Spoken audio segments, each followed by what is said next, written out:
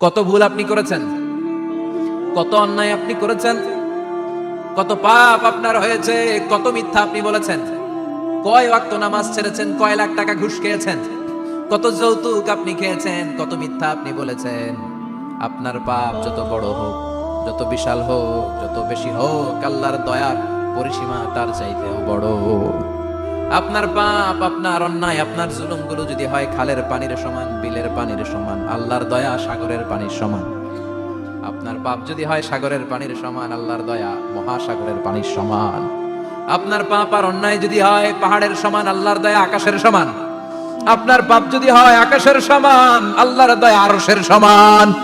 এজন্য আল্লাহ বললেন, ইয়া আইয়ুহাল্লাযীনা আমানু তুবু ইলাল্লাহি তাওবাতান নাসুহা। ও আমার গোলাম, তুই তোর নিজেরে যত বেশি ভালোবাসিস তার চেয়েও আমি তোরে বেশি ভালোবাসি।